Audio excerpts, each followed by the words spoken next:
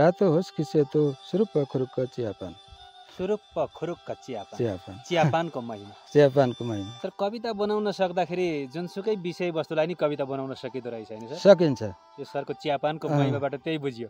ध्वजेको शिरबाट प्रकृतिलाई चिहाउँदा, ध्वजेको शिरबाट प्रकृतिलाई चिहाउँदा, बादलुको घुम्टोसँगै रङमा रङ मिलाउँदा, ध्वजेको शिरबाट प्रकृतिलाई चिहाउँदा, बादलुको घुम्टोसँगै रङमा रङ मिलाउँदा, स्वर्गको एक टुक्रा यतै नजिक सरे जस्तो, स्वर्गको एक टुक्रा यतै नजिक सरे जस्तो, वनभरि कोइलीले मिठो गीत गाउँदा, पर्यटन र साहित्य सँगसँगै जेफाले सिर्जना डबलीको 30औं श्रृङ्खलामा म यहाँहरूकै शब्दभरिको सारथी युवराज ठकुरी हार्दिक स्वागत अभिवादन व्यक्त गर्दछु। पर्यटन र साहित्य सँगसँगै जेफाले सिर्जना डबली यहाँहरूको माझ प्रत्येक शनिबार भिन्न भिन्न ठाउँबाट भिन्न भिन्न स्रष्टाहरूको साथमा आउने क्रममा आज धनकुटा साँगुरीगढी स्थित ध्वजे डाँडाबाट, प्रकृतिको सुन्दर ठाउँ ध्वजे डाँडाबाट भिडियो तथा प्रविधि संयोजनमा आज हामीसँग निरन्तर साथ र सहयोग दिँदै आइरहनुहुने केराबारी साहित्य कला विकास केन्द्रका अध्यक्ष नवीन थापा छेत्रीजी हुनुहुन्छ।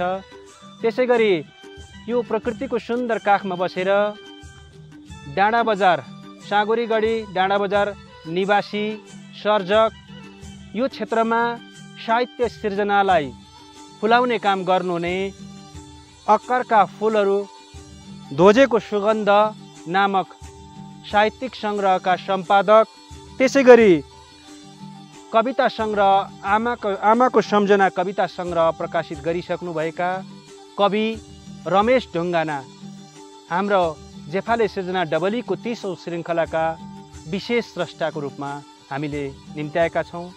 रमेश सरलाई हाम्रो जेफाले सिर्जना डबलीको 30औं श्रृङ्खलामा हार्दिक स्वागत अभिवादन व्यक्त गर्छु। त्यसै गरी जेफाले सिर्जना डबलीलाई माया गरेर डाँडा बजार साँगुरीगढीमा रहेर निरन्तर साहित्य साधनामा सक्रिय स्रष्टा कवि अशोक किरातज्यू पनि हाम्रो साथमा हुनुहुन्छ। उहाँलाई पनि हार्दिक स्वागत सम्मान व्यक्त गर्दछु। जेफाले सिर्जना डबलीको 30औं श्रृङ्खला यहाँहरूमाझ प्रकृतिको सुन्दर ठाउँ ध्वजे डाँडाबाट हामी प्रस्तुत भइरहेका छौँ। पर्यटकीय ठाउँ भेटारबाट 12.5 किलोमिटर डाँडा बजार आइसके पछाडि त्यहाँदेखि पैदलमा हो भने 30-35 मिनटको पैदल यात्रा र बाइक यातायातको साधनमा हो भने 5-10 मिनटको बाटो हिँडिसकेपछि हामी ध्वजेको शिरमा आइपुग्छौँ। सदाबहार हावा चलिरहने यो ठाउँ प्रकृतिको अनुपम उपहार जस्तो लाग्ने ठाउँ छ। हामी यतिखेर यहीँ निवासी डाँडा बजार निवासी सिर्जना यात्रामा अनवरत लागिरहनुहुने स्रष्टा कवि रमेश ढुङ्गानाका साथमा छौँ। सरलाई फेरि पनि स्वागत छ सर। ल धन्यवाद छ। आराम हुनुहुन्छ सर? एकदम आराम छ। समय कसरी व्यतीत गरिरहनु भएको छ? मेरो समय मूलत शिक्षण सिकाइमा बित्छ। हजुर। अनि विशेष गरी म खानपिन आफै बनाएर खाने मान्छे हुँ। अनि बिहानको समय बेलुकाको समय खानपिनमा बित्छ। अनि बेलुकाको खानपिन खाइसकेपछि म विशेषतः साहित्य विधाका विविध कृतिहरू पत्र पत्रिका यी आदि कुराहरूको अध्ययन गर्छु। यसरी नै मेरो समय व्यतीत हुन्छ र कहिलेकाहीँ मनमा भावहरू तरङ्ग भएपछि तिनी कुराहरूलाई यसो खेसरा बनायो अनि 2-4 दिन पछाडि फेरि ती भावहरू फेरि तरङ्गिएर आउँछन् अनि त्यसलाई साफी गरेर मूल यसो कविताका हरफहरू लेख्ने काम गर्छु। हजुर सर, साहित्य लेखनमा विशेष गरी सरको लेखन चाहिँ कवितामा केन्द्रित छ? मेरो लेखन कविता विधामै केन्द्रित छ। अरू साथीहरूले यहाँ पुरानो हाम्रो भानु माध्यमिक विद्यालयको प्रधानाध्यापकले तपाईँले लेख निबन्धहरू पनि लेख्नुहोस् भन्नुहुन्छ, तर म लेख्न खोज्छु त्यो श्रृङ्खला नै अगाडि बढ्दैन। त्यही कुरालाई कविता बनायो भने म लेख्न सक्छु, तर त्यो विधालाई लेख निबन्ध आदितिर लगेँ भने म लेख्न सक्दिनँ। फेरि कविताले नै प्रेरित गरेको हुन्छ कविताले नै प्रेरित गर्छ। सर अक्करका फुलहरू ध्वजेको सुगन्ध हजुर यहाँको सम्पादनमा प्रकाशित निकै अगाडि भएको थियो। यसलाई निरन्तरता दिने सोचाइ पनि हुनुहुन्छ होला, के छ सर? ध्वजेको सुगन्ध चाहिँ अक्करको फुलहरूभन्दा अगाडि प्रकाशित एउटा साहित्यिक पत्रिका हो, अर्धवार्षिक साहित्यिक पत्रिका हो। यसको प्रकाशनको जिम्मा चाहिँ मलाई आत्मनिर्भरताको लागि कार्य समूह, त्यसलाई संक्षिप्त रूपमा आकाश संस्था पनि भनिन्छ, त्यसको अध्यक्ष चाहिँ हाम्रो भानु माध्यमिक विद्यालयको प्रधानाध्यापक कृष्ण बुलोन हुनुहुन्छ। उहाँहरूको संस्थाहरूको मिटिङ गरेर डाँडा बजारमा साहित्यिक कार्यहरू केही गर्नुपर्छ, तपाईँले त्यसको सम्पादन गरिदिनुहोस् भनेर मलाई आग्रह गर्नुभयो। होइन, तपाईँहरू साहित्य विधामा पढे लेखेको मान्छे, म साहित्य नपढेको मान्छेलाई सम्पादक किन बनाउनुहुन्छ, यो उल्टो काम नगर्नुहोस् भनेर धेरै टार्न प्रयास गरेँ, तर म सफल भइनँ। उहाँहरूले बारम्बार भनिरहेपछि मलाई आफैलाई लाज भएर मैले सम्पादक भई कार्य गर्नको लागि स्वीकार गरेँ। अनि त्यसको आफैले सबै सामग्रीहरू सङ्कलन गरेँ र उहाँहरूको पनि सहयोग, हाम्रो संस्था सुगन्ध साहित्यिक समूह भन्ने एउटा अनौपचारिक दर्ता नभएको संस्था छ, त्यो संस्थाको म आफै घोषित अध्यक्ष हुँ। अनि त्यो संस्था यी भाइहरू सबैको साथ सहयोग लिएर उहाँहरूबाट त्यो सामग्री फेरि फिर्ता लिएर अनि त्यसलाई हामीले प्रकाशन गऱ्यौँ, विमोचन गऱ्यौँ। त्यो निरन्तर छाप्ने आफ्नो अभियान थियो, तर त्यो कार्यले मूर्त लिन सकेन, उहाँहरूबाट पनि पर्याप्त सहयोग हुन सकेन। हामीले आफैले पनि त्यसलाई धेरै सहयोग पुर्याउन सकेनौँ र त्यो एक अङ्क निस्किएपछि त्यो बन्द भयो। अब यो आयो कुरा अक्करको फुलहरूको, त्यस पछाडि हामीलाई भाइहरू अशोक भाइ, कवि अशोक भाइ र हाम्रा उहाँहरूको भाइ, अर्को माइलो भाइ पनि हुनुहुन्छ, कान्छे भाइ सञ्जय देवान बेगनाली, उहाँहरूकै गाउँमा हुनुहुन्छ। र यहाँका केही युवा भाइहरूलाई साथ लिएर होइन, अर्काको नामबाट काम गर्दा अलि अप्ठ्यारो हुँदो रहेछ, हामीले पनि एउटा अनौपचारिक संस्था सुगन्ध साहित्य समूह सिर्जना गरौँ, गठन गरौँ, अनि त्यसको माध्यमबाट हामीले आफै काम गरौँ भनेर एउटा जोस जाँगर आयो। केही गर्नुपर्छ ठाउँलाई चिनाउन भन्ने कुराहरू भयो र हामीले त्यसलाई मूर्त रूप दिएर लगभग 60-65 पृष्ठको पहिलो अङ्क अक्करका फुलहरू भन्ने प्रकाशन गऱ्यौँ र एउटा भव्य कार्यक्रम मार्फत त्यसलाई यहीँ डाँडा बजारमा विमोचन पनि गऱ्यौँ र त्यसलाई श्रृङ्खला नटटाइकन 5 अङ्कसम्म हामीले प्रकाशन पनि गऱ्यौँ। 5 अङ्कसम्म लग्यौँ हामीले त्यसलाई। सरको अब एउटा आमाको सङ्ग्रह, कविता सङ्ग्रह प्रकाशित भइसकेको छ। हजुर, भएको छ। सुनाउनुहुन्छ अथवा नयाँ कुनै सुनाउनु? होइन, यहीँबाट पनि मैले सुनाउने विचार गरेको छु। यो आमाको सम्झना हो। यसलाई यो शीर्षक राख्नुमा धेरै कुराहरू केन्द्रित छ। अब यो धरती आफै केन्द्रित आमा, धरती हाम्री आमा हुन्, हामी त्यहीँ बसेका छौँ। मेरो आमा पनि बित्नु भयो त्यही सेरोफेरोमा। अनि आफ्नै आमा, यो जन्म दिने आमा, धरती आमा, अनि यो डाँडा बजार पनि मेरो आमा हुन्। त्यहीँकै अन्न पानी खाएर म कार्यक्षेत्रमा लागिरहेको छु। त्यसैले यो नाम राख्नुपर्छ भनेर आफैले निर्णय गरेर एउटा कृति प्रकाशन पनि भएको छ। अब यस कृतिका केही यसमा चाहिँ धेरै छैन, यो म सिकारु कवि हुँ होइन।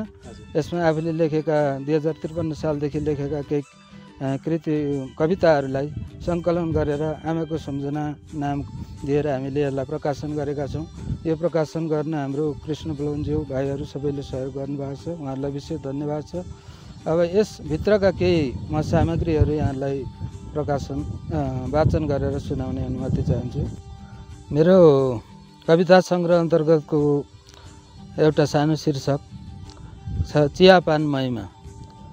अब यसलाई म आरम्भ गर्दैछु।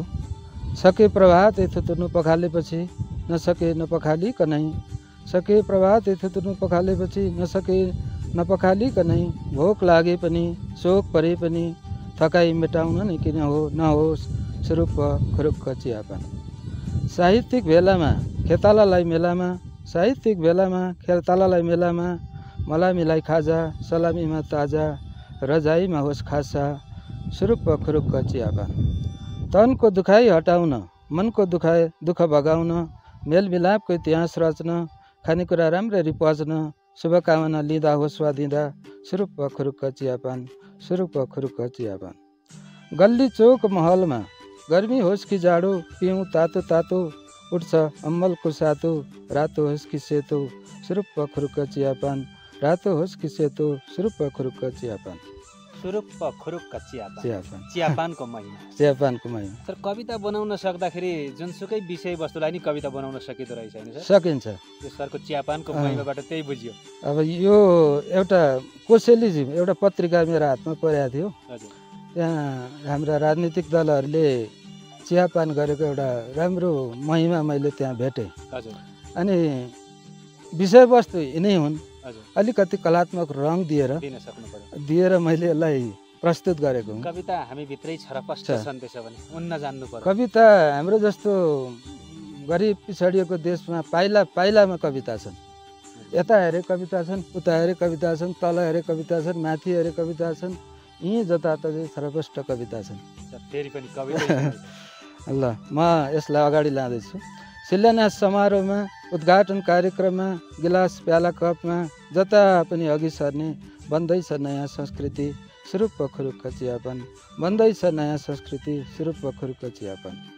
मुना सोक्तिम कैलाश आदि ब्रान्ड पनि कति हो कति, मुना सोक्तिम कैलाश आदि ब्रान्ड पनि कति हो कति, 33 कोटी देवता जति कति खुसबुदार मजाले पिउँ तातो तातो सुरुप्प खुरुक्क चियापान मजाले पिउँ तातो तातो सुरुप्प खुरुक्क चियापान। तिम्रो हाम्रो सम्बन्ध नङ र मासु जस्तो, तिम्रो हाम्रो सम्बन्ध नङ र मासु जस्तो, हाम्रा हरेक चितामा एक एक कप राख्नु पाए हुन्थ्यो, हाई हाई चियापान सुरुप्प खुरुक्क चियापान।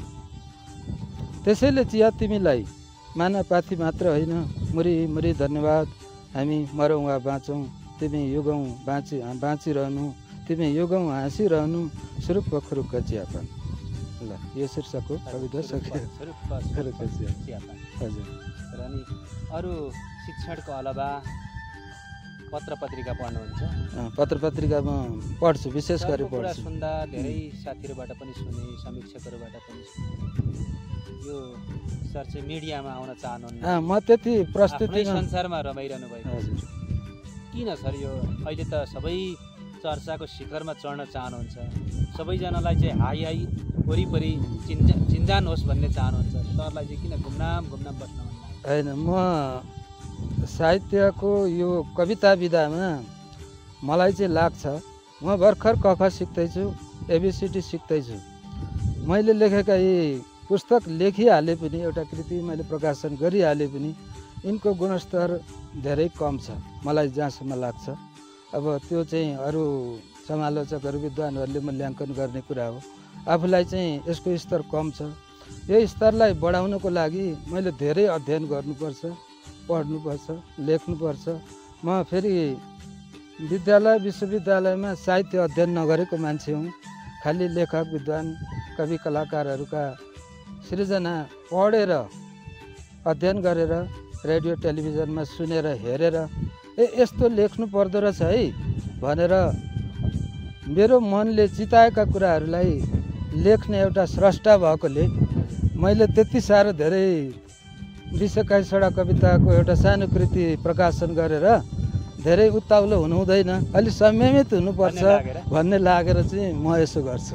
सर फेरि पनि यो ध्वजेको चिसोमा हावा चलिरहेको मौसम छ। हजुर। यो मौसममा सरको कविताबाट नै ल हुन्छ, धन्यवाद सर। दर्शक श्रोताहरूलाई पनि सुनाऊ।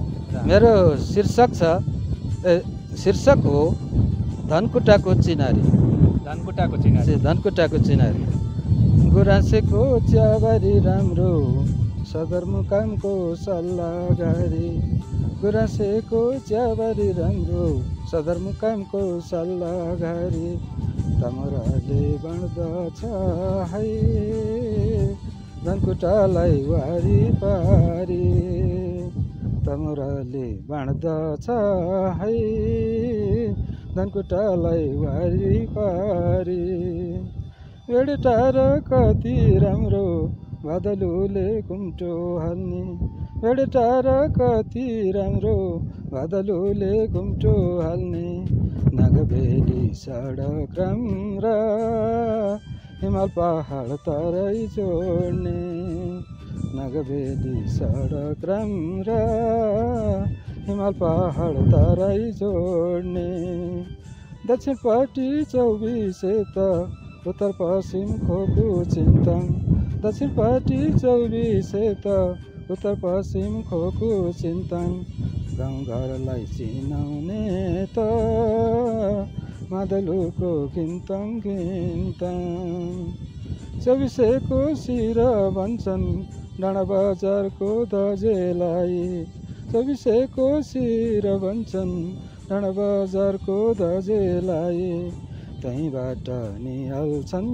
रे पर्यटकले हिमाललाई त्यहीँबाट निहाल्छन् रे पर्यटकले हिमाललाई सुनका बाला झुलाउने तमराका फाँट राम्रा सुनका बाला झुलाउने तमराका फाँट राम्रा गुनासाका थुङ्गा फुल्ने लेकतिरका पाखा हाम्रा गुराँसका थुङ्गा फुल्ने लेकतिरका पाखा हाम्रा खोकुका सुन्तला मिठा मुलघाटका आँप खोकुका सुन्तला मिठा मुलघाटका आँप उन्नतिको शिखर चढ्न मिलाउनै पर्छ हात उन्नतिका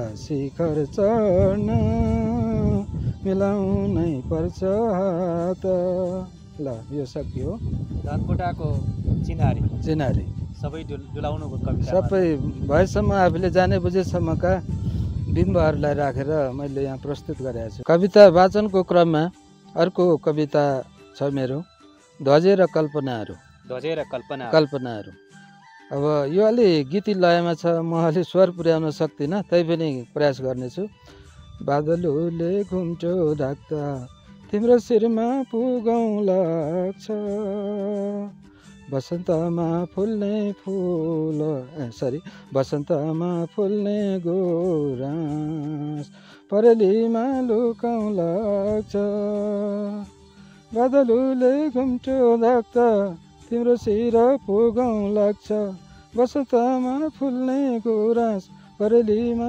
लुकाउँ लाग्छ त्यही शिरबाट मकालुलाई सधैँभरि चुमाउँ लाग्छ लेउतीको सुसेलीले ध्वज तिमीलाई गुन्जाउँ लाग्छ लेउतीको सुसेलीले ध्वज तिमीलाई गुन्जाउँ लाग्छ कहिलेसँगै डाली डाली बसन्तमा डुलाउँ लाग्छ ध्वज तिमीलाई उचालेर अझै अग्लो पारौँ लाग्छ ध्वज तिमीलाई उचालेर अझै अग्लो पारौँ लाग्छ सुनका बाला झुल्ने फाँट फराकिला पारौँ लाग्छ तमराका छालासँगै मैदानमा झरौँ लाग्छ बादलुले घुम्टो ढाक्दा तिम्रो शिर पुगौँ लाग्छ बसन्तमा फुल्ने गुराँस परेलीमा लुकाउँ लाग्छ धन्यवाद बादलुले घुम्टो ढाक्दा तिम्रो शिरमा पुगौँ लाग्छ हामी यो बादलुको घुम्टोभित्र छौँ यतिखेर ध्वजे साँगुरी गढी डाँडा बजारको शिर अझ भनौँ 24कै शिर ध्वजे डाँडाबाट हामी यहाँहरूमाझ जेफाले सिर्जना डबलीको 30औं श्रृङ्खला प्रस्तुत गरिरहेका छौँ यसको सिमानामा केराबारी गाउँपालिका वार्ड नम्बर 1 पनि जोडिएको छ मोरङ जिल्ला र धनकुटाको सीमामा अवस्थित यो ध्वजे डाँडाबाट डाँडा बजारमा रहेर निरन्तर साहित्य साधनामा लागिरहनुहुने सर्जक गुमनाम सर्जक उहाँ प्रचारबाजीमा आउन नचाहनुहुने सर्जक रमेश ढुङ्गाना हाम्रो साथमा हुनुहुन्छ आज हामीले जेफाले सिर्जना डबलीको 30औं श्रृङ्खलामा उहाँलाई विशेष स्रष्टाको रूपमा निम्ताएका छौँ उहाँकै कविता र केही अन्तरङ्गहरू प्रस्तुत गरिरहेका छौँ सर यहाँको आमाको सम्झनामा कविता सङ्ग्रहबाट कविता सुन्यौँ हजुर अब सरले पछिल्लो चरणमा लेख्नुभएका कविताहरू पनि हुन सक्छ पछिल्लो यो 76 पुस 20 गतेमा लेखेका कविता हो हजुर तर यो विगत 5 वर्ष लाग्यो मलाई यो शीर्षकको कविता लेख्न फुल शीर्षकको खै म हरेक कोसिस गर्छु थोरै थोरै तरङ्गहरू आउँछन्, त्यसलाई लिपिबद्ध गर्यो, त्यो पुरा हुँदैन। यो श्रृङ्खला 5औं वर्षमा गएर मात्रै टुङ्गियो। अब यसको गुणवत्ता के कति छ मलाई थाहा छैन, तर समयले निकै लियो। यसको शीर्षक छ फुल। मलाई लाग्छ फुल संसारकै सुन्दरतम वस्तु हो। फुल बिनाको संसार एक अपुरो सृष्टि, एक अधुरो दृष्टि। थरी थरीका छन् यसका रूप, थरी थरीका छन् यसका रङ, थरी थरीका छन् यिनका सुगन्ध। कोही निक्खर सेता छन् हिउँ जस्ता, कोही निला छन् सगर जस्ता, कोही सुनौला छन् सुवर्ण जस्ता। त्यसैले भनिएको होला सुनमाथिको सुगन्ध। कसले रच्छ यिनको स्वरूप, कसले पोज्छ यिनमा रङ्ग, कसले छर्छ यिनमा सुगन्ध। सृष्टिदेखि आज तक रहस्यमय छ यो। बडे वैज्ञानिक खोजकर्ता कसैले पनि सकेका छैनन् यसको चुरो कुरो ठम्याउन।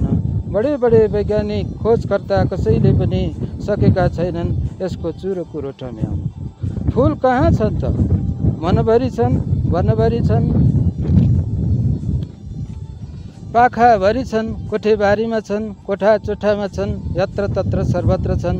यसका लागि केही चाहिन्न, चाहिन्छ केवल फुल जस्तो मन र परिश्रमी पाखुराहरू। यसका लागि केही चाहिन्न, चाहिन्छ केवल फुल जस्तो मन र परिश्रमी पाखुराहरू। मेरो पनि एउटा फुलबारी छ। अलिकति फुर्सद भयो कि त्यहाँका झारपात उखेल्छु, पात पतिङ्गर बटुल्छु, जम्मा गर्छु खाल्डोमा तिनलाई र बनाउँछु प्राङ्गारिक मल। तल्ला घरे काइलाले चोकको चिया दोकानमा लुडो खेल्न गरेको आग्रह नसुने झैँ गरी त्यतै रमाउँछु म। खाल्डे मल बोटका फेदमा लगाउँछु, भान्साबाट निस्केको पानीले तिनको सिँचाइ गर्छु। हलक्क बढेका बोट र तिनका थुङ्गा सुमसुम्याउँछु, त्यतै टहलाउँछु।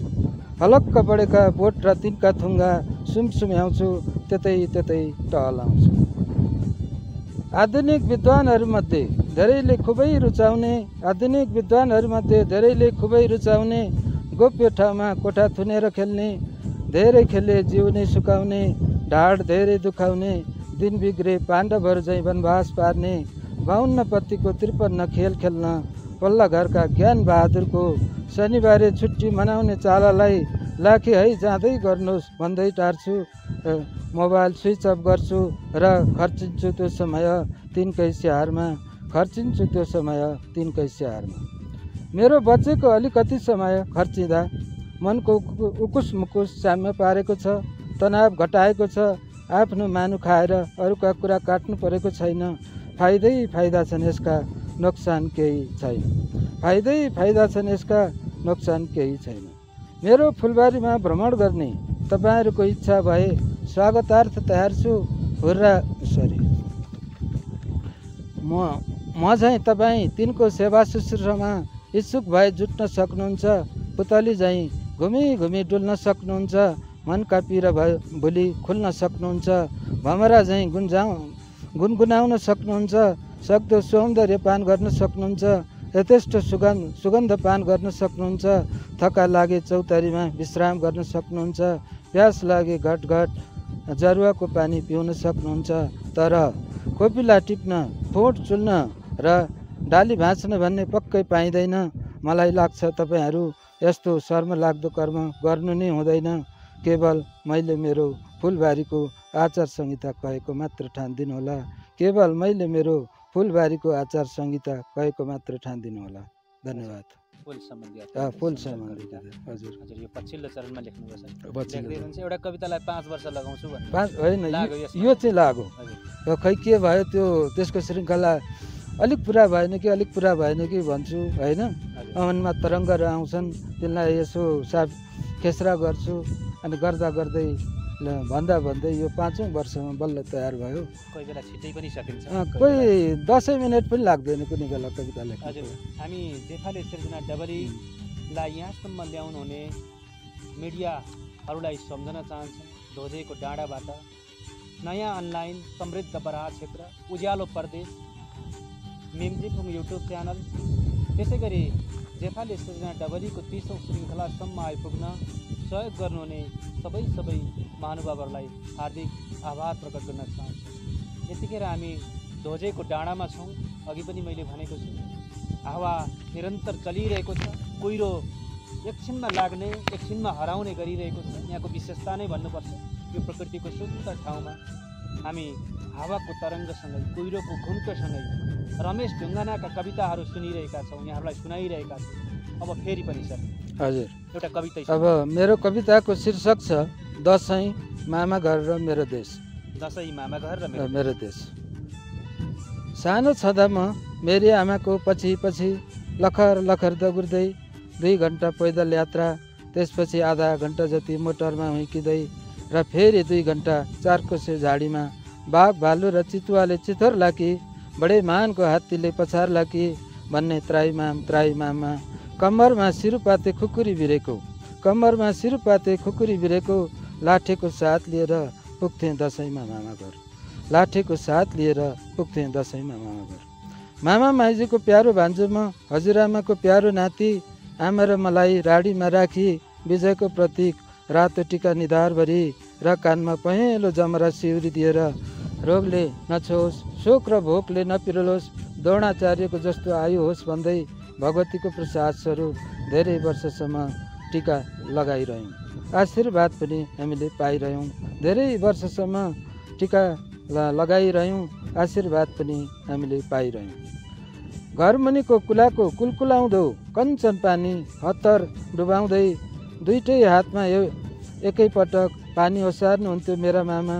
घरमुनिको कुलाको कुलकुलाउँदो कञ्चन पानी हतार डुबाउँदै दुईटै हतारमा एकैपटक पानी ओसार्नुहुन्थ्यो मेरा मामा। माइजू र हजुरआमाले पकाएको बासमती चामलको मिठो र मगमगाउँदो भात, बटुकाभरि चाना पर्ने दही, गिलासभरि तर्लाएको दुध, थरी थरीका अचार, आहा कति मजा हुन्थ्यो। सराप पार्दै खान्थ्यौँ आमा र म।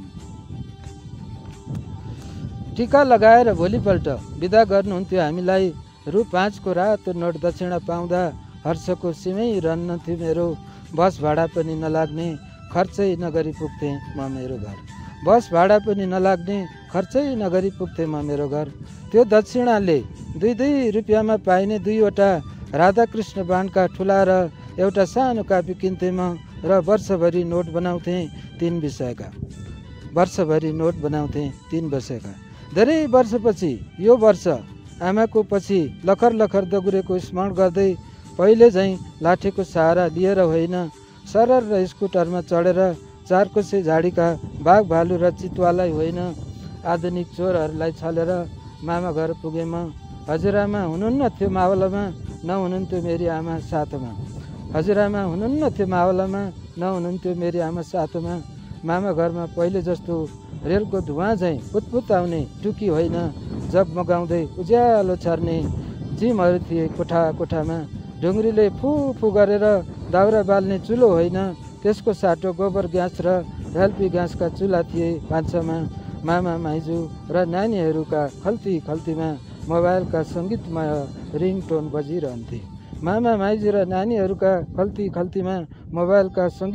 रिङटोन बजिरहन्थे। अर्कातिर राता पिराएर भरभराउँदा कोइला जस्ता थिएनन् मामा र माइजूका अनुहारहरू, केवल थिए मरिच झैँ चाउरिएका अनुहारहरू। त्यसमाथि ज्वरो र पाकोपनले थरथरी काम्दै मुस्किलले लगाइदिनु भयो टिका र जमरा। आशीर्वचन पनि दिनुभयो लरबरिँदै ओठहरू। कहिलेसम्म पाइरहँला माया प्रेम र सुभाशिष ती वयोवृद्ध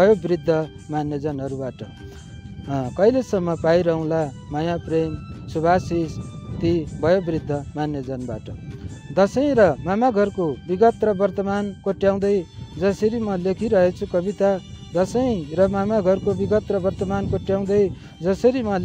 कविता, त्यसरी नै मेरा भान्जा भान्जीले पनि लेख्लान् कालान्तरमा यसरी नै कविता। पुराना पात पहिलिँदै जाने र झर्ने, नयाँ पात पलाउँदै जाने चक्र न हो यो सृष्टिको।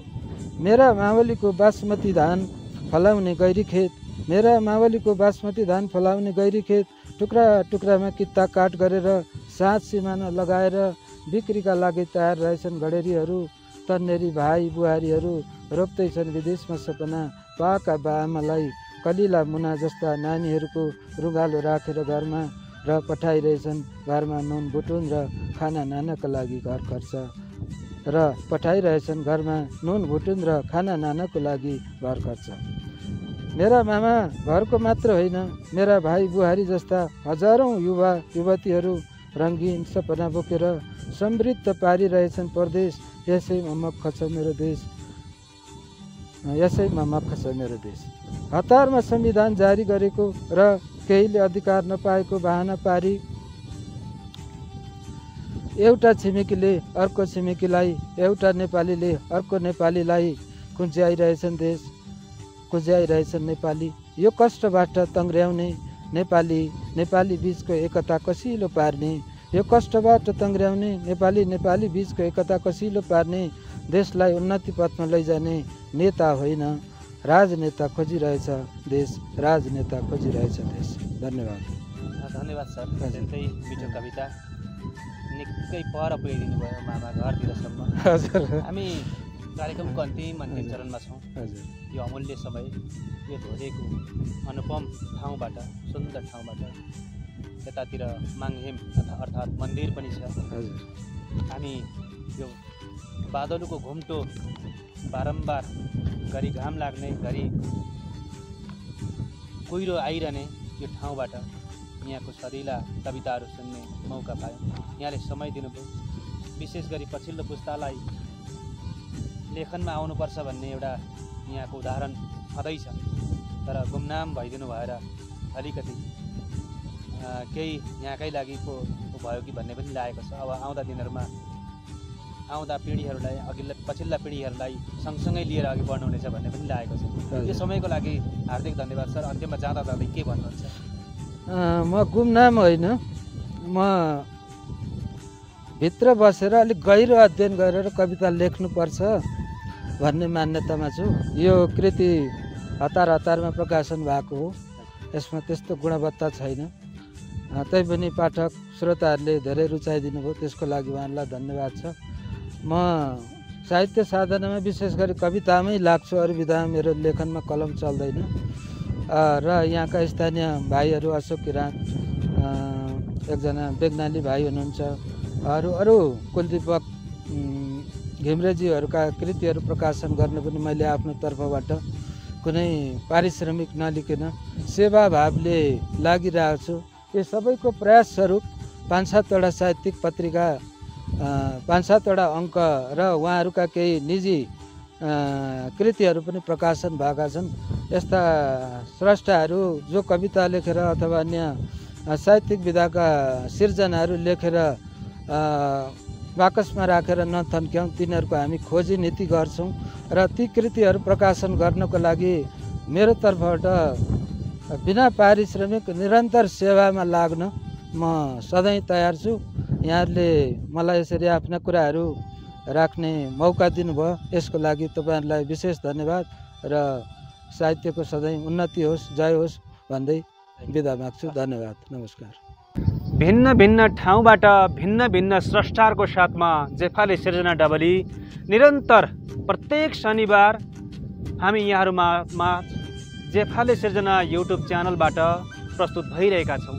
आज हामी प्रकृतिको सुन्दर ठाउँ साँगुरीगढी गाउँपालिका डाँडा बजार स्थित धोजे डाँडाबाट यहीँका स्रष्टा रमेश ढुङ्गानाका कविता र उहाँकै केही अनुभव र केही अन्तरङ्गको साथ यहाँहरूमा प्रस्तुत भयौँ।